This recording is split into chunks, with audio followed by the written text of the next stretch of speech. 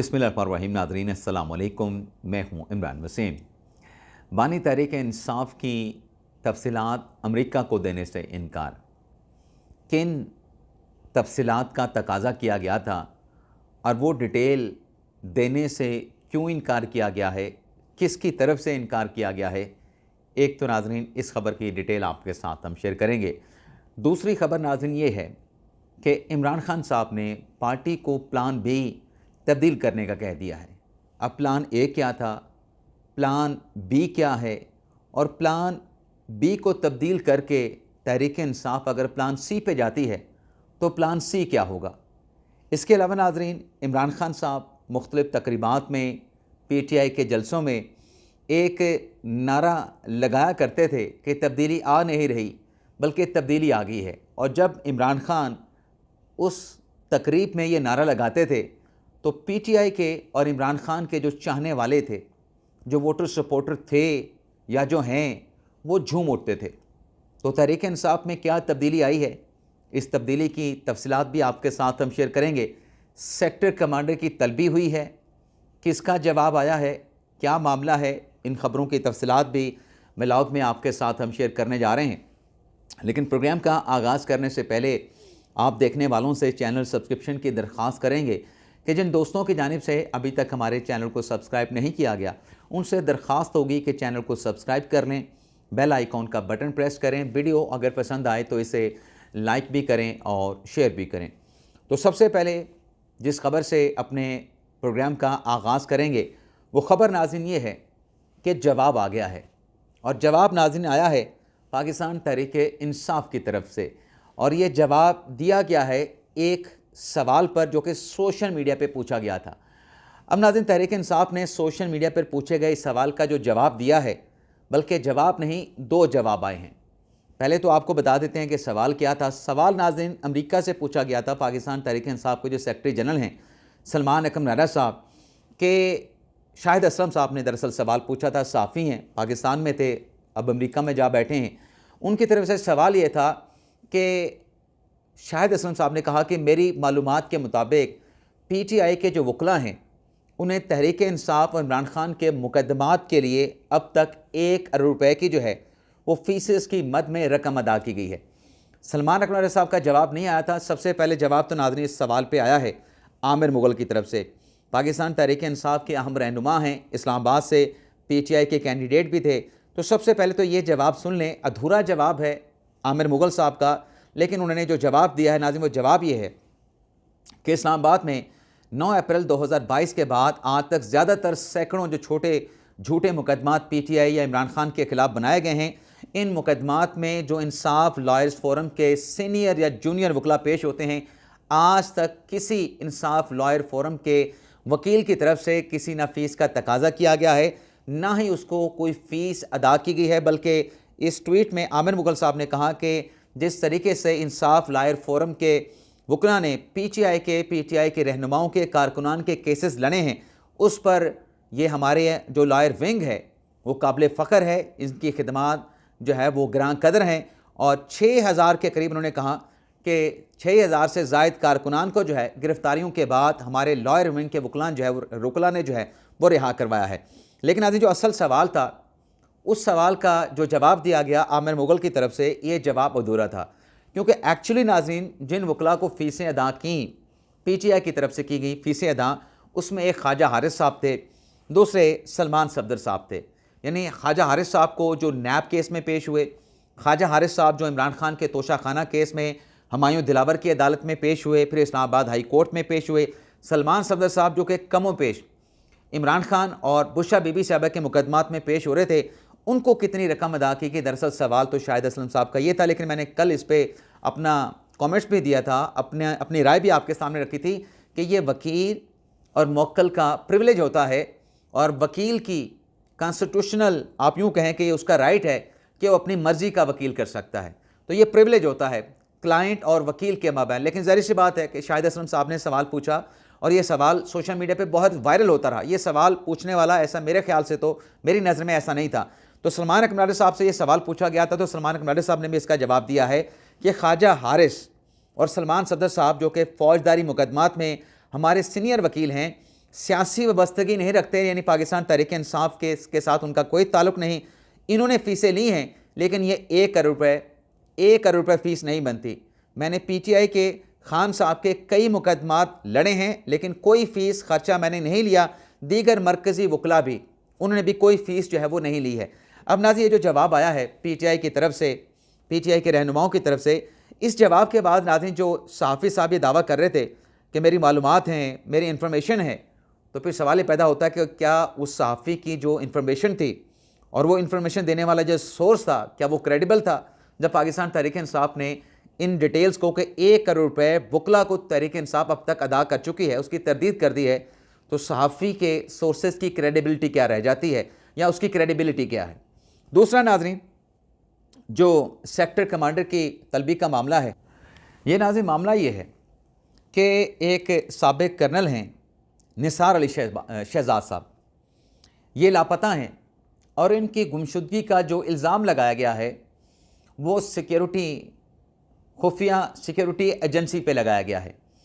और जो वर्सा है उनका ये कहना है कि जो कस्टडी है साबिक कर्नल निसार अली शहजाद की, वो एक सिक्योरिटी एजेंसी के पास है, यानी प्रीमियर जो इंटेलिजेंस एजेंसी है पाकिस्तान की, उसके पास जो है ये उनकी कस्टडी मौजूद है।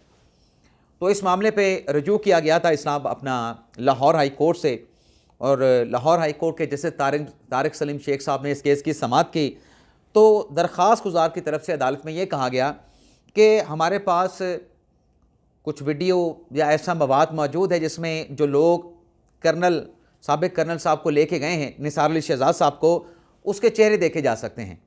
तो जज साहब ने उनसे कहा कि अगर आप किसी के ऊपर इल्ज़ाम लगा रहे हैं, सेक्टर कमांडर पे आप इल्ज़ाम लगा रहे हैं, ज़ाहिर सी बात है जो हम अंदाज़ा कर सकते हैं कि सेक्टर कमांडर लाहौर के हो सकते हैं।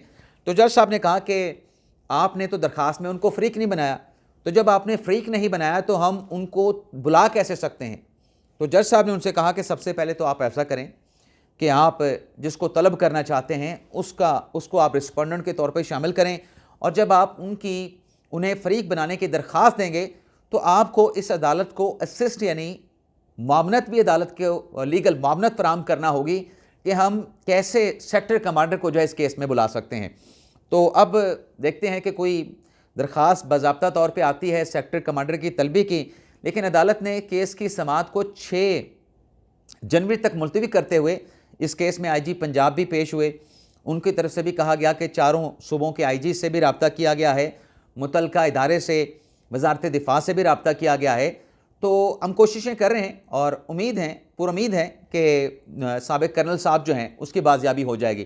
तो अदालत ने 6 जनवरी तक जहां केस की समाअत को मुलतवी किया, दरख्वास्त गुजार को कहा कि आप जिस पे इल्ज़ाम लगा रहे हैं उसको फ़रीक बनाएं, लेकिन साथ में अदालत ने पुलिस को भी हुक्म दिया है कि जो एब्डक्टी है, जो लापता शख्स है, उसकी बाजियाबी के हवाले से आप अपनी कोशिशें जो है वो जारी रखें। अब नाज़रीन आ जाते हैं कि इमरान खान की मालूमात या तफसीलात अमेरिका को देने से इनकार किए जाने का क्या मामला है। लेकिन नाज़रीन, इस खबर की डिटेल पे आने से पहले एक और चीज़ भी है, जो हमारी दूसरी खबर है कि इमरान खान साहब ने अपनी पार्टी को प्लान B तब्दील करने का कह दिया है। तो जैसे मैंने कहा कि प्लान A क्या है, प्लान B क्या है, प्लान C क्या है, तो प्लान A तो तहरीक इंसाफ का ये था, बल्कि इमरान खान साहब का प्लान था कि बैठना अगर है, बातचीत अगर करनी है, तो हमने पिंडी वालों के साथ करनी है, एस्टेब्लिशमेंट के साथ बैठना है, क्योंकि तहरीक इंसाफ आज भी ये कहती है, पहले भी ये कह रही थी, और शायद तहरीक इंसाफ की ये अंडरस्टैंडिंग है कि फ़ैसले जो है वो पिंडी से होते हैं, फ़ैसला साजी का अख्तियार जो है पिंडी वालों के पास है, तो शायद इसलिए कह रहे थे। लेकिन वहाँ से कोई ग्रीन सिग्नल इमरान खान साहब को या पाकिस्तान तहरीक इंसाफ को नहीं मिला, बल्कि आप यूँ कह सकते हैं कि वहाँ से तो झंडी करा दी गई इमरान खान साहब की रिहाई के मामले पे। फिर दूसरा प्लान जो बना, जो कि पैरेलल चल रहा था, वो ये था कि बाहर से, बैरून मुल्क से पाकिस्तान के ऊपर दबाव डलवाया जाए, एस्टेब्लिशमेंट को अंडर प्रेशर लाया जाए। ये नाज़रीन, प्लान B बनाने से पहले जो खान साहब ने एक नैरेटिव बनाया, जो हम व्लॉग में किसी ना किसी तरीके से डिस्कस करते रहते हैं, वो ये था नाज़रीन कि ग़ुलामी से निजात हासिल करनी है और ग़ुलामी से निजात हासिल करने के इस स्लोगन के साथ कहा गया कि ग़ुलामी नामंजूर और आज़ादी लेंगे, छीन के लेंगे, आज़ादी हासिल करेंगे, ये सब कुछ कहा गया। लेकिन नाज़रीन, ये जो बयानिया बनाया गया, तो ये नाज़रीन जो बयानिया बना अमरीकी ग़ुलामी से या किसी की भी ग़ुलामी से निजात हासिल करने का, इस बयानिए से तहरीक इंसाफ ने 180 डिग्री का आप यूँ कह लें कि इसको चेंज कर लिया। यू टर्न भी आप कह सकते हैं, वैसे ये है यू टर्न ही। और फिर वहाँ से टेलीफोन कॉल और वहाँ से राब्ते लॉबिंग फ़र्म की खिदमात हासिल की गई। अब नाज़रीन हुआ ये है कि जो मालूमात वाली ख़बर है कि ये मालूमात अमेरिका को देने से इनकार कर दिया गया। ख़बर नाज़रीन ये है कि अमेरिकी मुसन्निफ़ हैं माइकल कुगलमैन, उनकी तरफ से सोशल मीडिया पे ये कहा गया था कि वो अमेरिकी मुदाखलत के नतीजे में पीटीआई की बानी पीटीआई की रिहाई के मामले पर बानी पीटीआई यानी इमरान खान के ख्यालात जानना चाहते हैं। यानी माइकल कुगलमैन ये कह रहे हैं, सोशल मीडिया पे उन्होंने ये मालूमात मांगी कि अगर अमेरिका मुदाखलत करे और इमरान खान की रिहाई हो जाती है, यानी अमेरिका मुदाखलत करे इमरान खान की रिहाई के मामले पर, तो बानी पीटीआई के इस पर ख्यालात क्या हैं। यानी बैरूनी मुदाखलत से अगर खान साहब की रिहाई के हवाले से कोई कोशिशें होती हैं तो इमरान खान साहब का इस पर नज़रिया, इस पर राय, इस पर थॉट्स उनके, इस पर उनका नज़रिया या ख्यालात क्या हैं। तो इस पर नाज़िर जवाब ये आया है। अब ऐसी बात है कि वहाँ से तो मालूमात ही मांगी गई अमेरिकी मुसन्नफ़ की तरफ से और पाकिस्तान तहरीक इंसाफ से मांगी गई कि आपका रद्द-ए-अमल क्या हो सकता है या इमरान खान का रद्द-ए-अमल क्या हो सकता है। तो इस पर नाज़रीन जवाब आया है आतिफ़ खान की तरफ से। अब ये नाज़रीन आतिफ़ खान पाकिस्तान तहरीक इंसाफ के रहनुमा हैं। इनकी तरफ से कहा गया कि इस वक्त बानी पीटीआई के ख्यालात जानने की ज़रूरत नहीं। यानी तहरीक इंसाफ अमेरिकन मुसन्निफ़ माइकल कुगलमैन से कह रहे हैं कि आप जो इमरान खान साहब के ख्यालात जानना चाहते हैं कि आप अगर मुदाखलत करें, अमेरिका अगर मुदाखलत करे तो इमरान खान के ख्यालात क्या होंगे, तो ये ख्यालात आपको जानने की ज़रूरत नहीं। पीटीआई के रहनुमा आतिफ़ खान ने कहा कि अमेरिका पाकिस्तान में अपने मकासद के असूल के लिए असर व रसूख इस्तेमाल करता रहा है, इसे पाकिस्तान की आवाम की बेहतरी के लिए इस्तेमाल क्यों ना किया जाए।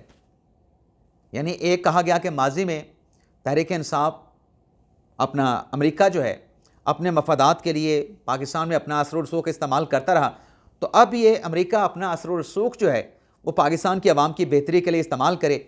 आगे आतिफ़ खान ने कहा कि पाकिस्तानी तारिकीन वतन को अपना मुखालिफ की समझने की बजाय अपना आप इत्तेहादी तस्वर करें। ये आतिफ़ खान नाज़रीन ये अमेरिका में भी हैं, पाकिस्तान तहरीक इंसाफ के रहनुमा, American chapter PTI American chapter के रहनुमा हैं।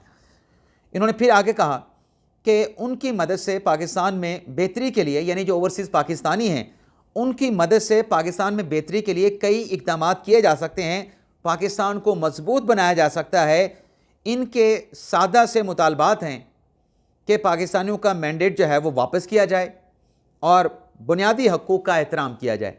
अब ये नाज़रीन तहरीक इंसाफ ख़ुद वो कहते हैं हलाल मुदाखलत वाला मुतालबा कर रहे हैं, तो मालूमात नहीं दे रहे। जो मालूमात अमरीकी मुसन्निफ़ जानना चाहते हैं बस कहते हैं कि आप ये कर गुज़रें, इमरान खान की रिहाई के लिए आप अपना असर और रसूख जो है वो इस्तेमाल करें। ये जो नाज़रीन वहाँ से जो चीज़ें चल रही हैं, जो मैंने कहा ना कि प्लान बी पे जाने का हुक्म दे दिया। अब प्लान ए जैसे मैंने कहा कि वो वही था कि इस्टेब्लिशमेंट, प्लान बी ये हो गया। अब प्लान सी पे जाने का क्या मामला है। ये जो वहाँ पर एफर्ट्स की गई कि बैरूनी दबाव आए और यहाँ से इमरान खान साहब को पाकिस्तान की इस्टेब्लिशमेंट, पाकिस्तान जो है इमरान खान को रिहा कर दे, अब तक तो ये दबाव काम नहीं कर सका और इम्कान यही है, गालिब इम्कान यही है कि ये दबाव काम नहीं करेगा। और अगर काम किया भी तो उसकी एक और सूरत बनेगी, वो मैं किसी और व्लॉग में आपके साथ डिटेल के साथ शेयर करूँगा। लेकिन नाज़रीन अब इस एफर्ट्स पे, इस प्लान सी पे जो दूसरी तरफ से रिएक्शन आ रहा है कि इमरान खान तो चले थे आज़ादी हासिल करने, ये तो अब ख़ुद मुदाखलत को इनवाइट कर रहे हैं, मुदाखलत के दावतनामे दे रहे हैं। तो ये इनका बनाया हुआ जो बयानिया है ये तो ढकोसला और झूठ साबित हुआ। अब माफ़ कीजिएगा नाज़रीन, इस चीज़ पे प्लान सी पे जो रिएक्शन आ रहा है, बैरूनी दबाव डाल के खान साहब की रिहाई वाले प्लान बी पे, उस पर तहरीक इंसाफ ने ये करना शुरू किया है, बल्कि आप यूँ कहें कि तहरीक इंसाफ ने एक अपनी गलती का शायद एहसास कर लिया है, या तहरीक इंसाफ को इस बात की रियलाइजेशन हुई है कि हम ब्लंडर कर बैठे हैं और इस चीज़ को कंट्रोल करना है। जब हमसे सवाल पूछा जाएगा, भाई आप तो ये बयानियाँ लेके चले थे जिनसे आप तवक्को लगा के बैठे हैं इमरान खान की रिहाई के लिए, आप तो उनके ख़िलाफ़ पूरी कंपेन चला रहे थे, अब ये आप क्या 180 डिग्री का यू टर्न लेके वहाँ से इमरान खान की आप रिहाई की तवक्को लगा रहे हैं? तो ये सवाल आ सकता है और ये सवाल आ भी रहा है। अब नाज़रीन, इस चीज़ को काउंटर करने के लिए कि ये मुश्किल हो जाएगा, इस पे जवाब देना आसान नहीं होगा, पॉपुलैरिटी नीचे आएगी, जो पार्टी के अंदर है, जो कारकुनान वोटर सपोर्टर हैं, वो भी तशवीश का इजहार करेंगे। तो हम नाज़रीन आप ये देखें, एक तो इमरान खान साहब ने कल कहा ना कि इस्टेब्लिशमेंट के साथ या किसी के साथ डील करके या बैरून मुल्क के दबाव के साथ वापस नहीं आऊँगा। अब पीटीआई के रहनुमाओं ने भी ये प्लान अपना लिया है या प्लान बना लिया है कि अली अमीन गंडापुर भी स्टेटमेंट दे रहे हैं। अली अमीन गंडापुर कह रहे हैं कि बैरूनी दबाव पे यकीन नहीं रखते, अवामी ताकत से इमरान खान साहब की रिहाई होगी। और असद कैसर साहब क्या कह रहे हैं? असद कैसर साहब ये कह रहे हैं, मैं सिर्फ वन लाइनर आपके सामने रखूँगा। असद कैसर साहब ये कहते हैं, वैसे तो पाकिस्तान तहरीक इंसाफ का एजेंडा, 1 पॉइंट एजेंडा यही है कि किसी तरीके से बानी तहरीक इंसाफ को रिहा करवाया जाए। तो असद कैसर साहब ये कह रहे हैं कि इमरान खान ने अब ये कहा है कि जब तक कारकुनान की रिहाई नहीं हो जाती, इमरान खान साहब रिहा नहीं होंगे। यानी कारकुनान की रिहाई तक इमरान खान साहब ने अपनी रिहाई से इनकार कर दिया है। तो नाज़रीन, सवाल ये पैदा होता है, एक तो आपने तहरीरी मुतालबा तो हुकूमत को आपने देना है, वो जो ख्वाजा आसिफ साहब सवाल उठाते हैं ना, वो सवाल भी फिर जस्टिफाई लगता है। सवाल क्या उठाते हैं ख्वाजा आसिफ साहब? ख्वाजा आसिफ साहब ये सवाल उठाते हैं कि 24 या 26 नवंबर के बाद ऐसी क्या तब्दीली आई है कि पीटीआई जो है हमारे साथ मुज़ाकरात करने के लिए तैयार हो गई है। लेकिन आज ख्वाजा आसिफ साहब के सवाल को एक लम्हे के लिए साइड पर रखें, उसके जवाब को हम तलाश करते रहेंगे। सवाल यह है कि 24 नवंबर की फ़ाइनल कॉल के काफ़िले पेशावर से चलने से पहले और काफ़िले के चलने के दौरान और इस्लामाबाद पहुँचने तक क्या पीटीआई के लोग बशमूल बिलखसूस बुशरा बीबी साहबा ये नहीं कहते रहे कि हम इमरान खान साहब को रिहा करवाए बगैर यहाँ से वापस नहीं जाएंगे? तो ये कहते रहे ना, लेकिन फिर अब जो कहना कि कारकुनान को पहले रिहा कराएंगे, उनकी रिहाई पहले होगी, खान साहब ने फ़िलहाल अपनी रिहाई से इनकार कर दिया है, तो क्या ये कोई तब्दीली है? और अगर तब्दीली है तो फिर चार्टर डिमांड में इमरान खान साहब की रिहाई का मुतालबा पहले नंबर पर क्यों है? लेकिन एक चीज़ नाज़रीन, जो तब्दीली देखी गई है वो ये है, जो मैंने कहा कि इमरान खान साहब नारे लगाते हैं अपने जलसों में, अपने मजमों में कि तब्दीली आ नहीं रही बल्कि तब्दीली आ गई है। तो ये तब्दीली तो हम देख रहे हैं गंडापुर साहब के स्टेटमेंट में, असद कैसर साहब के स्टेटमेंट में और इमरान खान साहब के स्टेटमेंट में कि बैरूनी दबाव से हम आज़ादी हासिल नहीं कर अपने इमरान खान साहब की रिहाई हासिल करना नहीं चाहते। ये भी नाज़रीन जो बयानात दिए जा रहे हैं, जो पीटीआई के प्लान में इमरान खान साहब की रिहाई के प्लान में जो तब्दीली देखने को मिल रही है, ये भी बज़ाहिर है, ज़ाहिरी तब्दीली है। अंदर से मामलात वही चलेंगे, अंदर से मामलात वही चलेंगे कि किसी तरीके से भी इमरान खान साहब की रिहाई हो जाए, क्योंकि पीटीआई का मकसद एक ही है कि बानी पीटीआई को किसी तरीके से अडयाला जेल से बाहर निकाला जाए और वो बाहर आएँ और नॉर्मल इंसान की तरह अपनी ज़िंदगी गुजारें। दूसरा नाज़रीन, साबिक सीएम जीबी जनाब खालिद खुर्शीद साहब, जिनके ख़िलाफ़ संगीन धमकियां देने का इल्ज़ाम था, जीबी की एटीसी कोर्ट में मुकदमे की समाअत हुई और जीबी इंसदाद दहशतगर्दी की अदालत ने जो इल्ज़ामात खालिद खुर्शीद पे थे, साबिक वज़ीर आला खैबर अपना गिलगित बल्तिस्तान पे, और ये पाकिस्तान तहरीक इंसाफ के अहम रहनुमा भी हैं, इमरान खान साहब के बड़े करीबी भी हैं, तो इन्हें एटीसी अदालत गिलगित बल्तिस्तान ने 34 साल की सज़ा सुना दी। इजाज़त चाहते हैं नाज़रीन, अल्लाह हाफ़िज़।